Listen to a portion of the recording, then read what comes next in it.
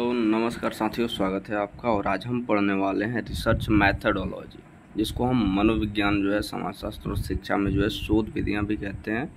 और इससे रिलेटेड जो भी ऑब्जेक्टिव्स हैं जो हमारे एग्जाम्स में पूछे जाते हैं वो पढ़ने वाले हैं। तो आइए और शुरू करते हैं इसके ऑब्जेक्टिव्स को। करीब करीब मुझे लगता है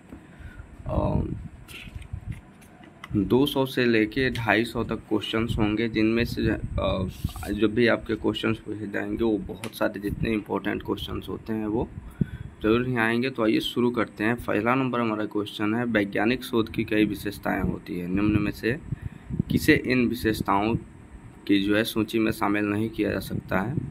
तो इसका आंसर होगा यह ज्ञानमुखी होता है। दूसरा नंबर है, निम्नलिखित में कौन सा कथन असत्य है? तो इसका आंसर होगा घ, यानी वैज्ञानिक शोध कारण जो है परिणाम संबंध का पुष्टि हमेशा होता है। तीसरा नंबर है, वैज्ञानिक विधि की कुछ विशेषताएं होती है, निम्न में से किसे इसकी विशेषताओं का जो है रूप समझा जाएगा? तो इसका आंसर होगा इसमें से सभी को, जिससे कि इस विधि में जो है एक नियंत्रित परिस्थिति होती है। इस विधि में प्राप्त परिणाम का सामान्यीकरण संभव है। इस विधि में जो है प्रतिकृति का गुण होता है। चौथा नंबर क्वेश्चन है, मनोवैज्ञानिक शोधों में जो प्रतिकृति की जरूरत पड़ती है, इसका आंसर होगा पूर्व अध्ययनों के निष्कर्षों को जो संपुष्टि करने के लिए उसके बारे में प्रश्नों को जो है उठाने के लिए जरूरत पड़ती है। पांचवा नंबर है, वर्णनात्मक शोध की कई विशेषताएं होती है, निम्न में से किसे जो है इन विशेषताओं में नहीं रखा जा सकता है? इसका आंसर होगा घ, जिसमें जो है इन चरों को जो है तोड़ जोड़ करके उसके पड़ने वाले जो है प्रभाव का अध्ययन किया जाता है। छठा नंबर है, प्रयोग शोध की सबसे प्रमुख विशेषता निम्न में से कौन सी है? तो इसका आंसर हो जाएगा चरों का तोड़ जोड़। और सातवां नंबर क्वेश्चन है, प्रयोगशाला में निम्नलिखित में से कौन सा शोध अधिक किया जाता है? इसका आंसर हो जाएगा मूल शोध। आठवां नंबर क्वेश्चन है, निम्न में से शोध क्रिया किसे कहते हैं? तो इसका आंसर होगा वैसे शोध जो स्थानीय वातावरण में किसी समस्या का जो है तत्कालिक समाधान के उद्देश्य से किया जाता है, और उसे जो है हम क्या कहते हैं? शोध कहते हैं। 9वां नंबर क्वेश्चन हो गया हमें, निम्नलिखित में से किसे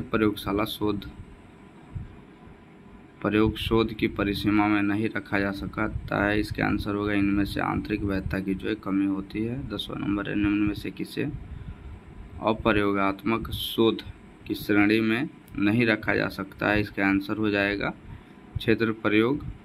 इसके बाद 11 नंबर क्वेश्चन है, निम्न में से किसे प्रयोगात्मक शोध की श्रेणी में नहीं रखा जा सकता है? आंसर होगा क्षेत्र अध्ययन। 12 नंबर क्वेश्चन है, कक्षा में यदि कोई मनोवैज्ञानिक छात्र के किसी मनोवैज्ञानिक समस्या का अध्ययन करने समस्या का समाधान करने के लिए कुछ विशेष नियमों का उपयोग करता है, तो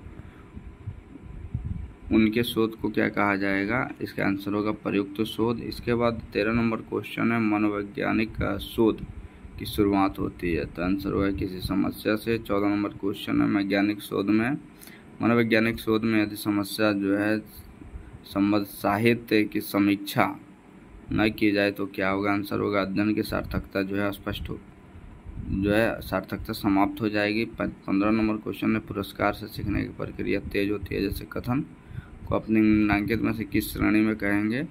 तो 15 नंबर होगा, इसका आंसर हो जाएगा शोध प्रकल्पना, ख होगा इसका आंसर। 16 नंबर है, मनोवैज्ञानिक शोधों में शोध डिजाइन का जो है कुछ निश्चित उद्देश्य होता है, निम्न में से किसे सबसे अनुपयुक्त शोध माना जाता है? इसके आंसर होगा ग, शोध डिजाइन उपयुक्त सांख्यिकीय विश्लेषण के लिए उत्तम अवसर प्रदान करता है। 17 नंबर क्वेश्चन हो गया हमारा, निम्नलिखित शोधों में जो है तथ्यों को महत्वपूर्ण माना गया है, तो इसका आंसर हो जाएगा ख, जिसमें पहला नंबर होगा चर, उसके बाद समस्या, फिर उसके बाद प्रकल्पना और फिर उसके बाद परिणाम। उसके बाद 18 नंबर क्वेश्चन है, और देखिए याद रखिएगा ये 17 नंबर क्वेश्चन है। इसी से रिलेटेड और ऐसे ही क्वेश्चन जो है मेरे नेट में सबसे ज़्यादा क्वेश्चन आते हैं और वो काफ़ी ज़्यादा इंपॉर्टेंट भी हो जाते हैं। 18 नंबर क्वेश्चन है, मनोवैज्ञानिक शोध में चर किसे कहते हैं? इसका आंसर होगा जिस वस्तु, घटना या फिर चीज़ के गुण का जो है सिर्फ गुणात्मक मापन संभव हो। और इसके बाद जो है 19 नंबर क्वेश्चन हमारा हो जाएगा, निम्नलिखित में से किसे चर की श्रेणी में नहीं रखा जाता है। इसका आंसर होगा अतीन्द्रिय जो है प्रत्यक्षण। 20 नंबर क्वेश्चन है, मान लिया जाए कोई प्रत्यावर्ती किसी स्वतंत्र चर का प्रभाव आश्रित चर पर देखने के लिए 10 साल या तथा 20 साल के दो व्यक्तियों का समूह तैयार किया। उदाहरण में उम्र को निम्नलिखित में से किस श्रेणी में रखा जाएगा। तो इसका आंसर हो जाएगा बी, टाइप एस स्वतंत्र चर में। 21 नंबर है, कोई प्रयोगकर्ता ने पठन की क्षमता पर रोशनी का प्रभाव का स्तर देखने के लिए प्रयोग किया। इसमें उन्होंने 2 अवस्थाओं के प्रयोजन में पठन क्षमता का प्रभाव प्रेक्षण किया। एक अवस्था में रोशनी का स्तर पर्याप्त था तथा दूसरे में रोशनी का स्तर जो है धीमा था। दोनों अवस्थाओं में प्रयोज्य उम्र और बुद्धि सम्मिलित थे। इस प्रयोग के व्यवहारित उनके नाम नीचे दिए जा रहे हैं। इसका आंसर होगा नियंत्रित चर और बुद्धि। उसके बाद 22 नंबर, निम्न मनोवैज्ञानिक प्रयोग में जिन चरों में पूर्व कथन किया जाता है उसे कहा जाता है आश्रित चर। इसके बाद 23 नंबर क्वेश्चन है, जिस समूह में स्वतंत्र चर उपस्थित होता है उसे कहा जाता है प्रयोगात्मक समूह। उसके बाद 24 नंबर क्वेश्चन है, एक कबूतर को जो है हरी रोशनी जलने पर एक बिंदु पर चोंच मारने के लिए लाल रोशनी जलने पर चोंच नहीं मारने का परीक्षण दिया गया। सही अनुक्रिया करने पर अर्थात हरा रोशनी जलाने पर अनुक्रिया करने से उसे भोजन दिया तथा इस में आश्रित चर निम्नलिखित में से कौन है। तो इसका आंसर हो जाएगा चोंच मारने की संख्या। इसके बाद 25 नंबर क्वेश्चन है, मान लिया जाए एक समाज मनोवैज्ञानिक कोई प्रयोग यह देखने के लिए करते हैं कि छोटी दूरभाष कोठी यानी टेलीफोन बूथ में जब 6 लोग एक साथ एकत्रित हो जाते हैं तो इससे पुरुष और महिला में अस्त व्यस्तता की अनुभूति होती है या नहीं। इस प्रयोग में स्वतंत्र चर निम्नलिखित में से कौन है। इसका आंसर होगा दूरभाष कोठियों में जो है व्यक्तियों की संख्या और दूरभाष कोठी का आकार। इसके बाद 26 नंबर क्वेश्चन है, नल परिणाम क्या है यानी नल रिजल्ट्स क्या है। और ये बहुत इंपॉर्टेंट भी क्वेश्चन है, नल रिजल्ट्स। इसका आंसर होगा स्वतंत्र चर के परिवर्तन के अनुरूप जो है आश्रित चर में परिवर्तन का न होना। इसके बाद नेक्स्ट क्वेश्चन है हमारा 27 नंबर, नियंत्रित चर का दूसरा नाम है। इसका आंसर होगा बहिरंग चर। उसके बाद 28 नंबर है, नियंत्रित चर एक तरह का आंसर होगा प्रसंभाव्य स्वतंत्र चर है। 29 नंबर क्वेश्चन है, किसी भी प्रयोग में नल परिणाम के उत्पन्न होने का सबसे प्रमुख कारण होता है। आंसर हो जाएगा बहिरंग चरों पर जो है पर्याप्त नियंत्रण न होना। इसके बाद आंसर क्वेश्चन है 30 नंबर, नल परिकल्पना तथा नल परिणाम में निम्न में से कौन सा अंतर अधिक उपयुक्त है। आंसर हो जाएगा नल परिकल्पना यह बताता है कि स्वतंत्र चर का आश्रित चर पर कोई प्रभाव नहीं पड़ेगा, जबकि नल परिणाम एक ऐसा प्रयोगात्मक परिणाम है जहां आश्रित चर स्वतंत्र चर से प्रभावित होता नहीं पाया जाता है। 31 नंबर क्वेश्चन हो गया हमारा, चरों के स्वरूप को मद्देनजर रखते हुए स्वतंत्र चर को कई भागों में बांटा गया है। निम्न में से उस सूची में नहीं रखा जा सकता है। आंसर हो जाएगा हमारा परिणात्मक चर। 32 नंबर क्वेश्चन में व्यक्ति के उम्र को आप निम्नलिखित में से किस श्रेणी में रखेंगे। तो ये आंसर हो जाएगा प्रायोज्य संगत चर। उसके बाद 33 नंबर है वैसा चर जिसमें मूल्य को गिनती करके जो है निर्धारित किया जा सकता है कहा जाता है। आंसर हो जाएगा इसका सतत चर। 34 नंबर क्वेश्चन है, परिवार में सदस्यों की संख्या एक उदाहरण है। आंसर हो जाएगा सतत चर का। उसका 35 नंबर क्वेश्चन में व्यक्ति की आयु एक उदाहरण है। आंसर हो जाएगा सतत चर का। उसके बाद 36 नंबर क्वेश्चन है, कोई भी मनोवैज्ञानिक समस्या उसका अनुभाविक जांच संभव कोई भी मनोवैज्ञानिक समस्या को तभी समाधान कहा जाता है जब। आंसर होगा उसका जब अनुभाविक जांच जो है उसका संभव हो। 37 नंबर क्वेश्चन है, शोध समस्या तथा शोध प्रकल्पना में मुख्य अंतर यह है। इसका आंसर हो जाएगा हमारा शोध समस्या जो है अपने आप में जांचनीय नहीं होता है, जबकि शोध प्रकल्पना एक जांचनीय कथन होता है। 38 नंबर क्वेश्चन है, मनोवैज्ञानिक अपने प्रयोग में के आधार पर जिन प्रकल्पना की जो है संतुष्टि करना चाहते हैं कहा जाता है, आंसर हो जाएगा शोध प्रकल्पना। उसके बाद 39 नंबर क्वेश्चन है, उनमें से किसे एक उत्तम शोध प्रकल्पना की विशेषताओं की श्रेणी में नहीं रखेंगे, आंसर हो जाएगा प्रकल्पना के चरों के संबंधों पर आधारित होना चाहिए। 40 नंबर क्वेश्चन हो गया, मनोवैज्ञानिक शोध प्रकल्पना में कई कार्य होते हैं, उनमें से किस कार्य की सूची इस सूची में जो है शामिल नहीं किया जा सकता है, तो आंसर हो जाएगा पहले से प्राप्त तथ्यों का सत्यापन करना। उसके बाद 41 नंबर क्वेश्चन हो गया हमारा, मनोवैज्ञानिक प्रयोगों में बहिरंग चरों की जो है नियंत्रित करने की कई विधियाँ, निम्न में से किसे एक उपयुक्त विधि नहीं मानी जा सकती, आंसर हो जाएगा विलोपन। उसके बाद 42 नंबर क्वेश्चन, निम्न में से किसे प्राक प्रयोगात्मक डिजाइन में नहीं रखा जा सकता है, आंसर हो जाएगा काउंटर वैसलिंग डिजाइन। उसके बाद 43 नंबर क्वेश्चन हो गया, प्रयोग के लिए जो प्रतिदर्श आसानी से उपलब्ध हो जाते हैं उन्हें कहा जाता है, आंसर हो जाएगा प्रासंगिक प्रतिदर्श। 44 नंबर क्वेश्चन हो गया,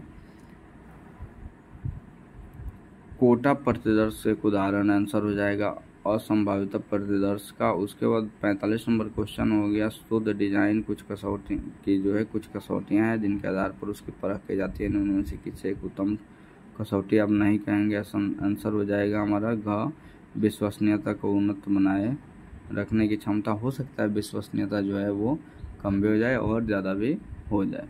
इसमें विश्वसनीयता जो है ये आज जो शोध हम कर रहे हैं, जो परिणाम आ रहा है, हो सकता है आज आने वाले 10 साल 20 साल 50 साल के बाद उस शोध का जो है कोई मायने ना रहे, हो सकता है उसकी विश्वसनीयता समाप्त हो भी जाए, हो सकता है बने भी रहे। ऐसे कई सारे शोध मनोविज्ञान में हमने देखा है जहाँ पे ऐसी स्थिति जो है आती है। इसके बाद हमारा क्वेश्चन हो गया, एकाकी प्रायोज्य शोध में जो है निम्न में से किस डिजाइन का प्रयोग जो है सर्वश्रेष्ठ नहीं माना जाता है, आंसर हो जाएगा कारक गुणित डिजाइन। इसके बाद क्वेश्चन हो गया हमारा 47 नंबर, जब किसी प्रयोग का उद्देश्य स्वतंत्र चरों का जो है आश्रित चरों पर पड़ने वाले प्रभाव का ही जो है अध्ययन नहीं करना होता है, बल्कि यह एक अध्ययन करना होता है कि स्वतंत्र चरों को अंतःक्रिया का आश्रित चर पर जो है क्या प्रभाव पड़ता है। तो उस परिस्थिति के लिए निम्न में से शोध डिजाइन से किससे अधिक महत्व देंगे,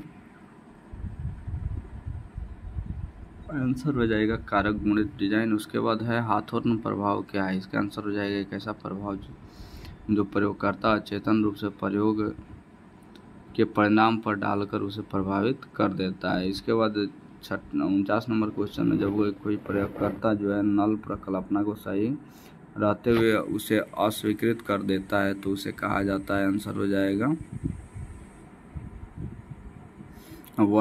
टाइप 1 त्रुटि। इसके बाद 50 नंबर क्वेश्चन है, एक ऐसा कथन जो है बतलाता है कि चरों के बीच का जो है उल्लेखित संबंध सभी जगत तथा सभी समयों में सही होगा को कहा जाता है, आंसर हो जाएगा सार्वजनिक प्रकल्पना। उसके बाद 51 नंबर क्वेश्चन है, जब कोई कथन है बताता है कि प्रयोग में भाग ले रहे कई समूहों में से समूह के एक युग्म का जो है आश्रित चर पर आए मध्य प्राप्तांकों का जो है कोई अंतर नहीं है, तो इसे कहा जाता है, आंसर हो जाएगा आंशिक नल प्रकल्पना। उसके बाद 52 नंबर है, जिस प्रयोग का उद्देश्य मुख्य प्रयोग में होने वाली कठिनाइयों की पहचान करना होता है उसे कहा जाता है, आंसर हो जाएगा अग्रगामी प्रयोग। उसके बाद जो है बाह्यबद्धता किसे कहते हैं, तो इसका आंसर हो जाएगा वह सीमा जहां तक प्रयोग के परिणाम को स्वाभाविक वातावरण के व्यवहारों के लिए उपयुक्त ठहराया जा सकता है। उसके बाद हमारा 55 नंबर क्वेश्चन हो गया,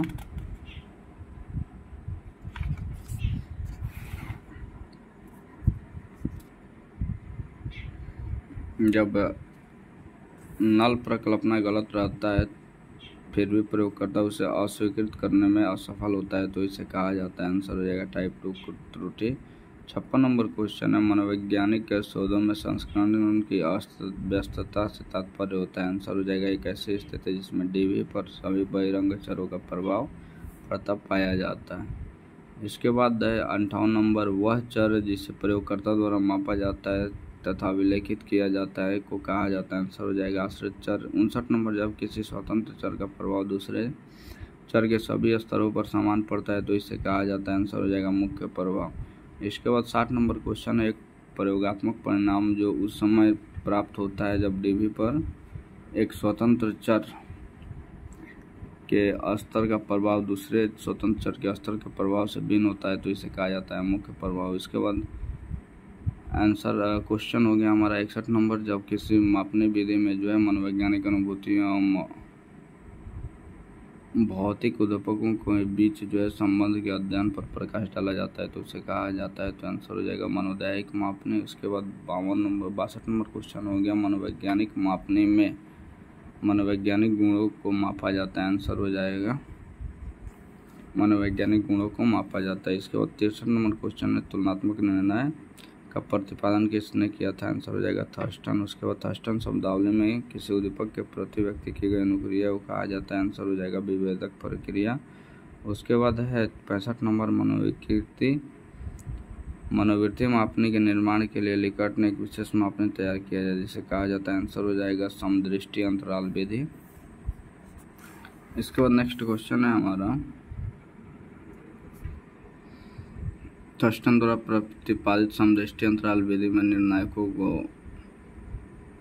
प्रत्येक एकांश को 11 बिंदु श्रेणियों में से किसी एक श्रेणी में छांटना होता है। इसके बाद है नेक्स्ट क्वेश्चन हमारा, समदृष्टि अंतराल विधि में प्रत्येक एकांश का जो है एक मापनीय मूल्य निकाला जाता है जो वितरण का आंसर हो जाएगा माध्यिका होता है। 69 नंबर क्वेश्चन हो गया, समदृष्टि आकलन विधि में प्रत्येक एकांश के बारे में निर्णायकों का आपस में मतभेद का पता चलता है, आंसर होगा चतुर्थक से।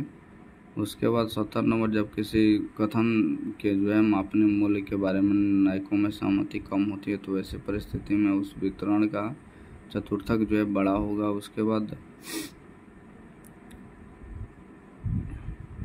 क्वेश्चन नंबर 73, यानी समदृष्टि अंतराल विधि द्वारा तैयार मापने में जो है कथनों की संख्या सामान्यतः होती है तो आंसर हो जाएगा 20 से 22। उसके बाद समदृष्टि अंतराल विधि का सबसे बड़ा दोष होगा, आंसर होगा इस विधि में कथनों का चयन का जो है कोई वैज्ञानिक आधार नहीं होता है। इसके बाद नेक्स्ट क्वेश्चन आ गया हमारा 76 नंबर, और 76 है, समदृष्टि अंतराल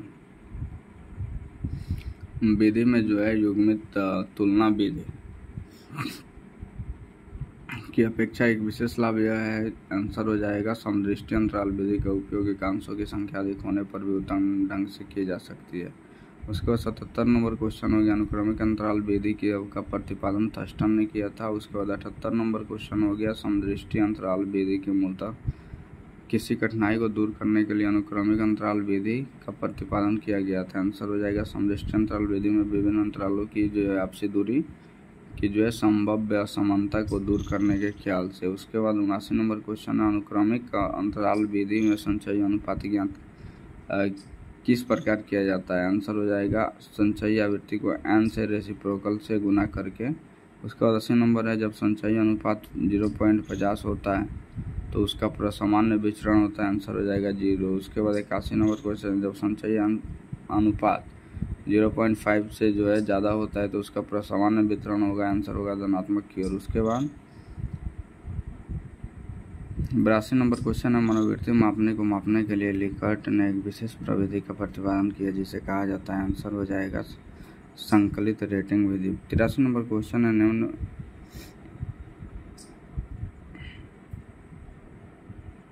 संकलित रेटिंग विधि में से जो है मनोविकृति को सामान्यतः किस श्रेणी में छांटा जाता है, आंसर हो जाएगा हमारा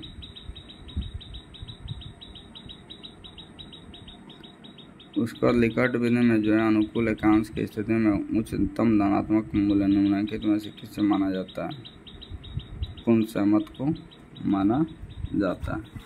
उसके बाद 86 नंबर क्वेश्चन हो गया, लिकर्ट विधि में जो है उच्च प्राप्तांक से व्यक्ति की, आंसर हो जाएगा अनुकूल मनोविकृति का जो है पता चलता है। उसके बाद 87 नंबर क्वेश्चन हो गया हमारा, एक वैज्ञानिक होने के नाते वैध आंकड़े संग्रहण करने के लिए निम्नलिखित में से किससे आप जो है महत्वपूर्ण समझते हैं, तो आंसर होगा प्रश्नावली और अनुसूची दोनों को। इसके बाद क्वेश्चन हो गया हमारा, निम्न में से कौन सा कथन असत्य है, तो आंसर होगा प्रश्नावली और अनुसूची जो है एक दूसरे के परस्पर विरोधी हैं। जब ये विरोधी नहीं होते हैं, ये एक दूसरे के पूरक होते हैं। उसके बाद क्वेश्चन हो गया हमारा,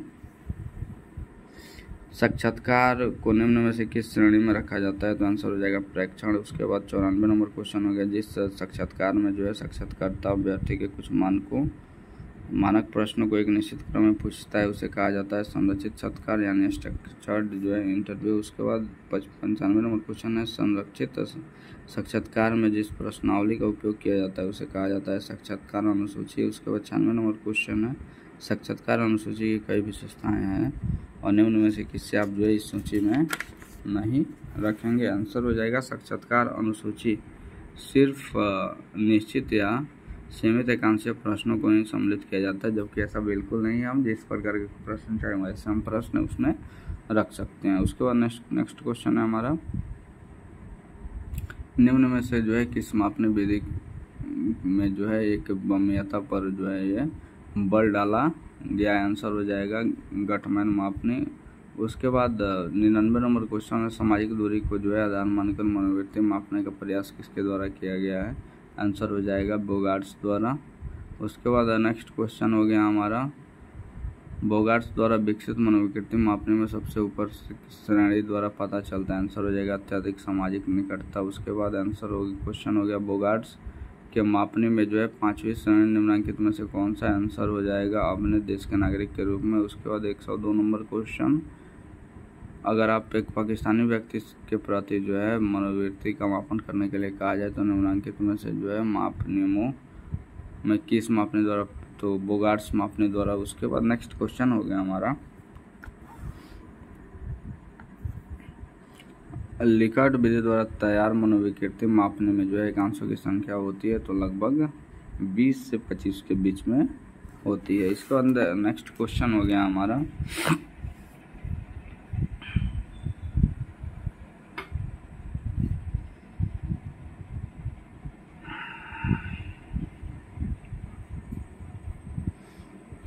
एक 113 मनोवैज्ञानिक परीक्षण का तात्पर्य होता है। आंसर हो जाएगा एक ऐसा मानकीकृत प्रविधि जिसके सारे व्यवहारों के जो है प्रतिदर्श का जो है एक वस्तुनिष्ठ एवं मानकीकृत माप होता है। उसके बाद 114 नंबर क्वेश्चन हो गया, व्यक्तिगत परीक्षण का स्वरूप अधिकतर? आंसर हो जाएगा क्रियात्मक और मौखिक दोनों होता है। इसके बाद नेक्स्ट क्वेश्चन हो गया, जिस मनोवैज्ञानिक परीक्षण के एकांशों का प्राप्त लेखांक के बारे में योग्य विशेषज्ञों की सहमति होती है, उसे कहा जाता है वस्तुनिष्ठ परीक्षण। उसके बाद नेक्स्ट क्वेश्चन हो गया, जिस परीक्षण के एकांशों का उत्तर देने के लिए एक उदार समय सीमा होती है ताकि अधिकतर परीक्षण उसका सही उत्तर दे सके, उसे कहा जाएगा तो क्षमता परीक्षण कहा जाता है। उसके बाद नेक्स्ट क्वेश्चन हो गया हमारा 119, जिसमें क्वेश्चन है हमारा,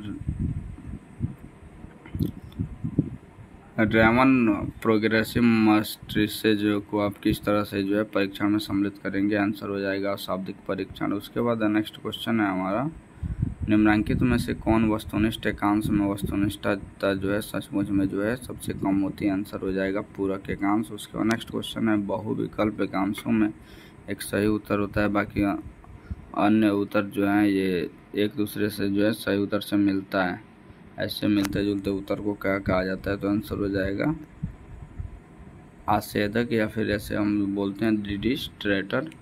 उसके बाद नेक्स्ट क्वेश्चन हो गया हमारा,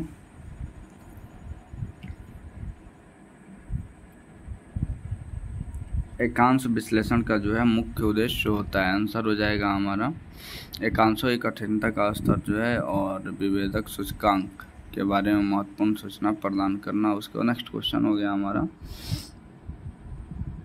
एक उत्तम परीक्षण की कई विशेषताएं होती हैं, निम्न में से किससे आप उसे में नहीं रखेंगे? तो आंसर हो जाएगा आत्मनिष्ठता।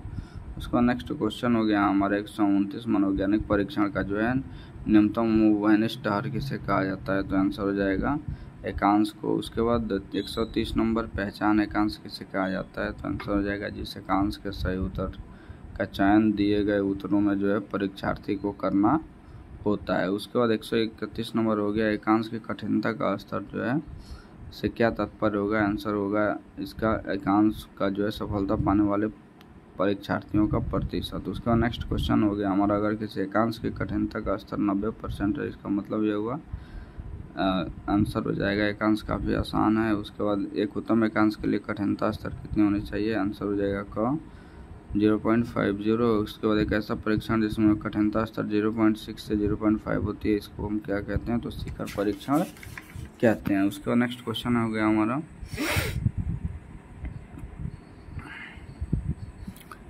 137।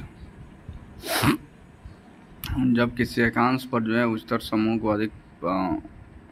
समूह से अधिक परीक्षार्थी सफल होते हैं तथा निम्नतर समूह से उनकी तुलना से कम लोग सफल होते हैं, उसे क्या कहा जाता है, आंसर हो जाएगा धनात्मक विभेदन। उसके बाद नेक्स्ट क्वेश्चन हो गया निम्न में से कौन सा विभेदन सूचक ज्ञात करने के लिए उचित तरीका नहीं होगा, आंसर हो जाएगा घ। 139 का आंसर घ हो जाएगा। उसके बाद 141 नंबर क्वेश्चन हो गया, अगर किसी एकांश में जो है 200 विद्यार्थियों पर क्रियान्वयन किया गया तो 50 विद्यार्थियों ने उस एकांश का उत्तर सही दिया, अगर 150 और 150 ने गलत दिया तो ऐसी परिस्थिति में एकांश की कठिनता की स्तर क्या होगी, तो 0.25 होगी। उसके बाद नेक्स्ट क्वेश्चन हो गया हमारा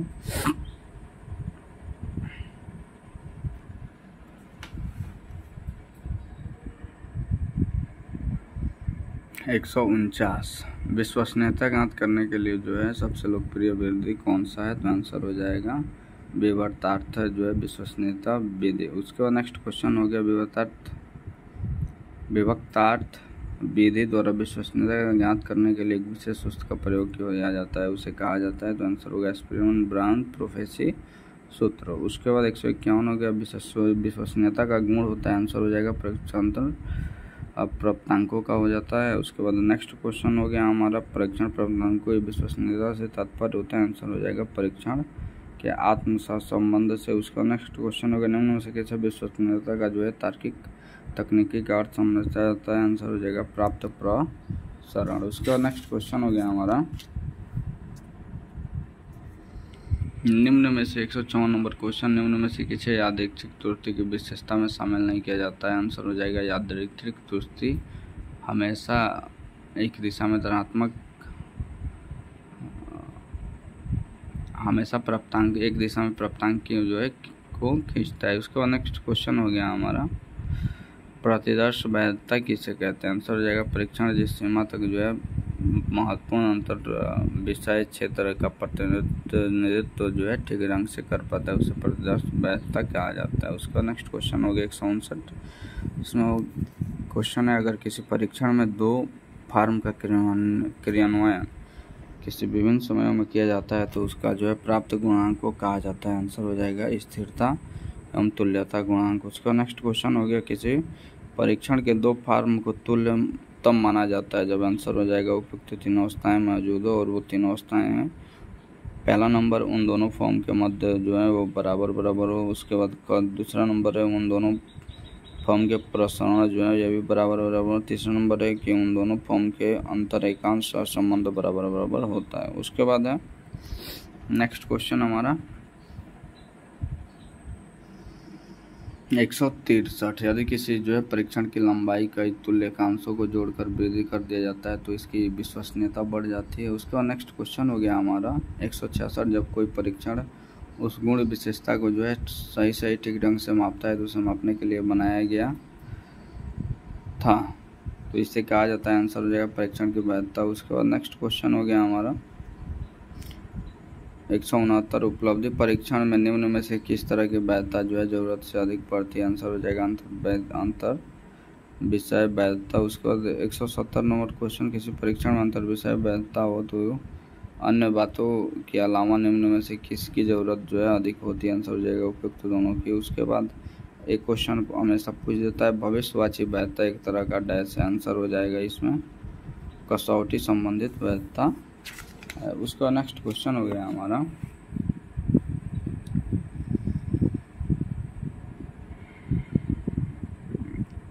175।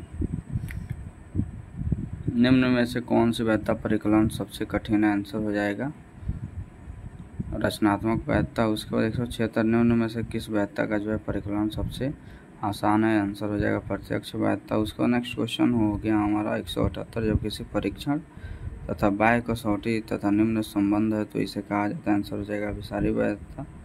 उसके बाद नेक्स्ट क्वेश्चन हो गया हमारा, कुंडा-डिसर्जन ने विश्वसनीयता गुणांक ज्ञात करने के लिए कई सूत्रों का निर्माण किया, जिससे निम्नलिखित में सबसे अधिक लोकप्रिय सूत्र क्या आंसर हो जाएगा, KR20 एंड 21।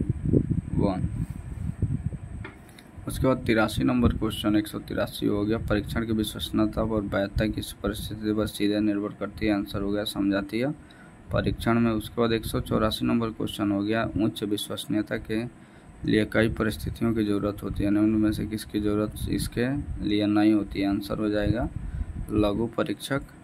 उसके बाद है उच्च वैधता के लिए कुछ परिस्थितियों का होना अनिवार्य है, तो किसका अनिवार्य नहीं है, आंसर हो जाएगा प्रतिदर्श की जो है सीमित क्षमता। उसके बाद जेड प्राप्तांक क्या पता चलता है, आंसर हो जाएगा माध्य से जो है मानक विचलन की इकाई की दूरी। उसके बाद 187 नंबर क्वेश्चन है, माध्य प्राप्तांक के बारे में मानक तथ्य यह है कि आंसर हो जाएगा इसमें इसके मानक विचलन तथा माध्य दोनों ही निश्चित होता है। इसके बाद है मानक प्राप्तांक का माध्य हमेशा 0 होता है।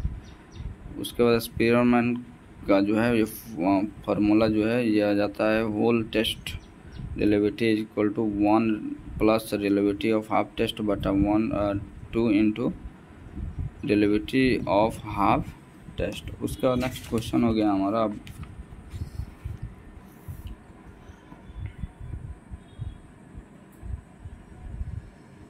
194, जिसमें मानक किसी परीक्षण पर प्रतिनिधित्व प्रदर्शन के प्राप्तांकों का माध्यम माध्यिका होता है। उसके बाद नेक्स्ट क्वेश्चन हो गया हमारा 195, निम्नलिखित मानक में से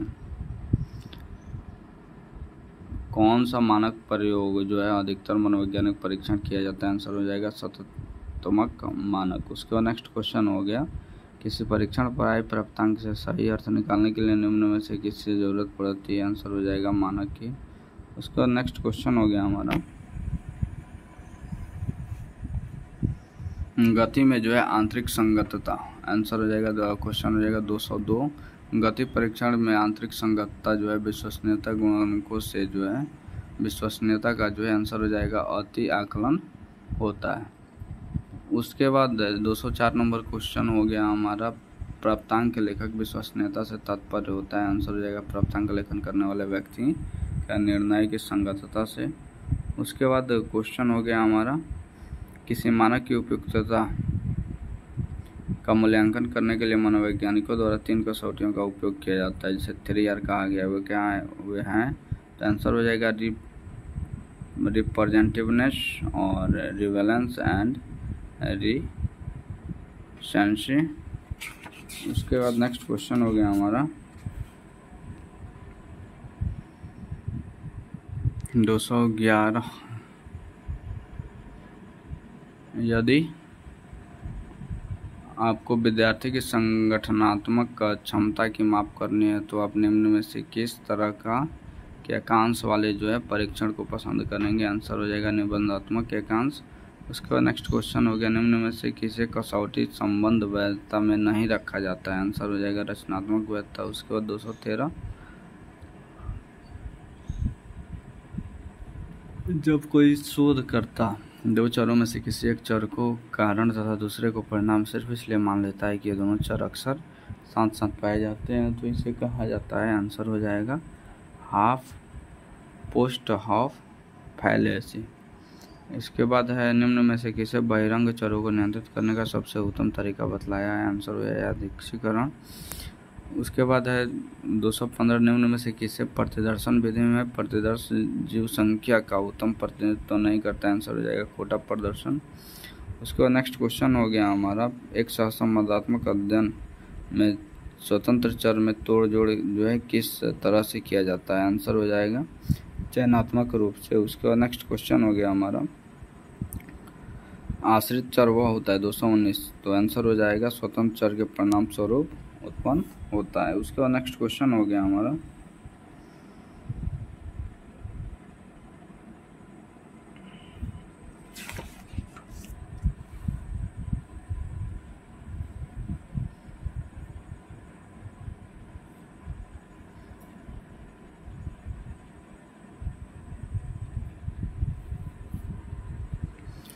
231 फ्लॉपी डिस्क कंप्यूटर की किस वैल्यू का हिस्सा होता है? आंसर हो जाएगा हाफ हार्डवेयर। उसके बाद निम्नलिखित में से परिकलक यानी जो है वो कंप्यूटर का मस्तिष्क कहा जाता है, तो आंसर सीपीयू हो जाएगा। उसके बाद BSIC का प्रमुख पूर्ण प्रयोग होता है, तो बिगनर्स ऑल पर्पस सिंबॉलिक कोडल। उसके बाद C++ को किस श्रेणी की भाषा में रखा जाता है? तो उच्च स्तरीय भाषा। उसके बाद है RPG पूर्ण प्रारूप क्या होता है? RPG का पूर्ण प्रारूप आंसर हो जाएगा रिपोर्ट प्रोग्राम जनरेटर। तो दोस्तों ये था हमारा क्वेश्चन और उम्मीद है कि आपको ज़रूर पूरा तरह से समझ में आएगा और एक भी क्वेश्चन शायद ही छूटे।